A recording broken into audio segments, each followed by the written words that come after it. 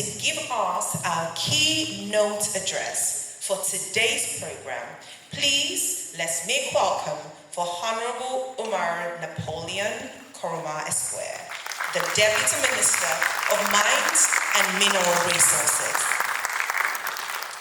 The Honorable Minister of Mines and Mineral Resources, colleague ministers present, honorable members of Parliament present, distinguished guests, industry leaders present, ladies and gentlemen, good morning again.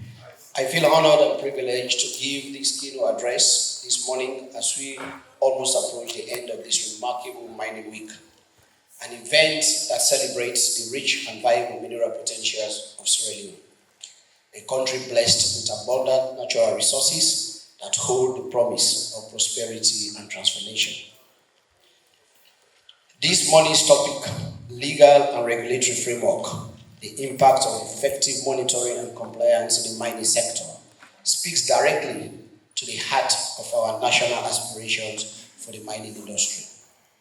It is a subject that intertwines economic growth, environmental stewardship, and social development, all underpinned by the critical pillars of governance, transparency, and accountability.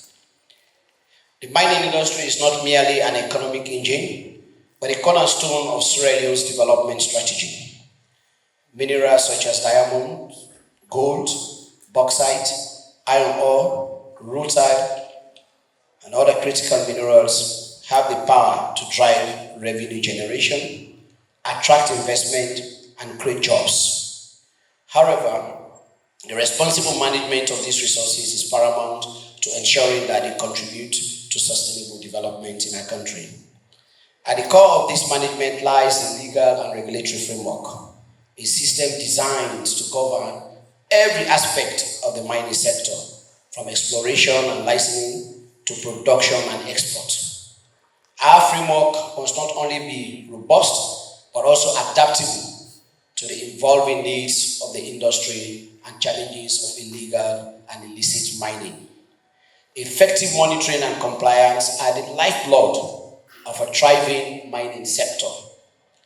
They ensure that mining operations adhere to established laws, environmental standards, and community agreements.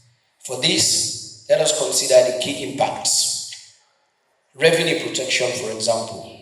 When mining activities are monitored effectively, we prevent revenue leakages caused by illegal operations and tax evasion. This translates into more resources for public services, infrastructure, and national development. Attracting investment. Transparency and regulatory compliance signal to domestic and international investors that Sierra Leone is a secure and promising destination for their ventures. A well-regulated sector instills confidence and encourages ethical environment for investments. Environmental protection.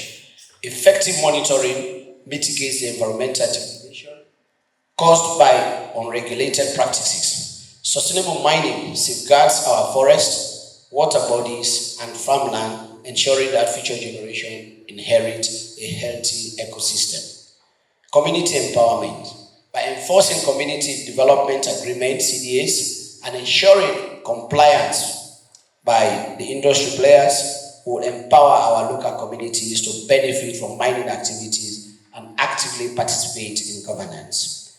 Combating illegal mining. A strong regulatory framework deters illegal mining operations, protecting our mineral resources from exploitation and preventing economic and social disruption.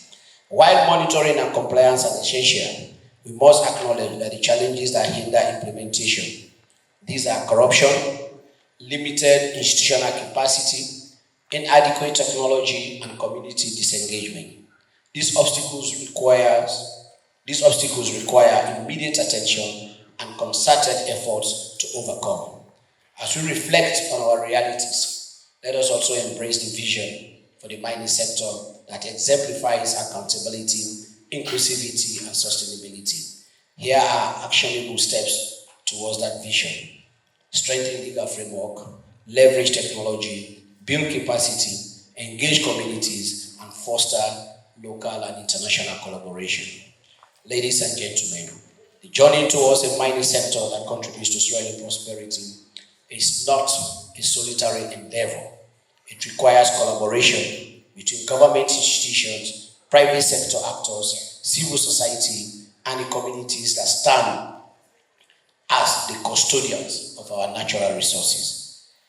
As I said, to take the stage for this morning's panel discussion, I urge all of us to think critically, share innovative solutions,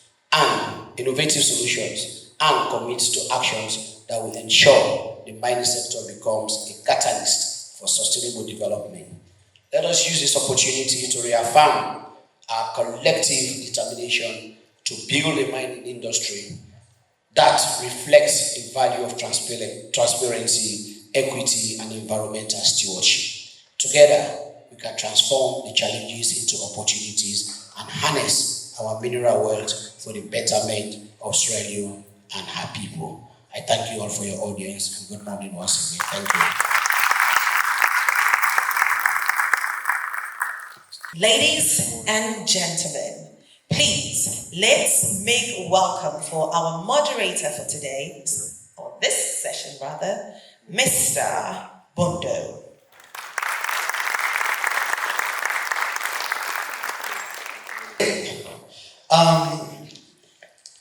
The Minister of Mines and Mineral Resources, the Honorable Julius Daniel Matai, distinguished ladies and gentlemen. Mr. Minister, you may have had millions of thank yous for putting such a wonderful event together. Let me join that chorus of thank yous and to say it has really been a terrific experience in the last couple of days, and to also congratulate you on assuming the chairmanship of the Association of Diamond Producing Countries. Ladies and gentlemen, the keynote speaker just reminded us that our session is going to talk about the legal and regulatory framework, the impact of effective monitoring and compliance in the mining sector. He actually laid the stage, the foundation upon which our panelists are going to build. I want to add to his statement that the legal framework clearly creates the environment within which mining, exploration and mining activities should proceed. And if we get that right, definitely we'll be able to optimize the benefits that can accrue from the mineral sector. But when you do not get that right, definitely the problems, the well-known risk associated with mining and mining production would permeate. We have an experienced panel of speakers this morning since the end of the Civil War in 2022. In 2023, the Mines and Minerals Development Act 2023 was enacted in 2022 and received presidential assent in 2023. The Mines and Minerals Development Regulations was subsequently adopted. As a regulator of exploration and mining operations in Sierra Leone, how helpful or unhelpful has recent legal and regulatory reforms been to your work at the National Minerals Agency?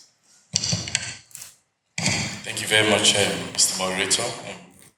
Before I answer the question, I would just like to use this opportunity to add to the thank yous to the Honourable Minister and all the members of staff, the MMR and the NMA for putting this together. It's been really wonderful. It's been a week long of very hard work. All those behind the scenes making this possible. Thank you to you all. To your question, Mr. Moderator, we've come a long way. It's a mining industry.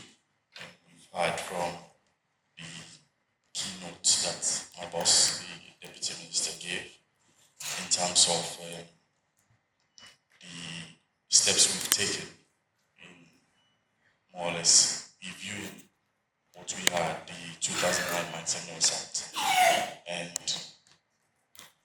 was a very consultative process across the entire country, including all stakeholders, the private sector, and also civil society.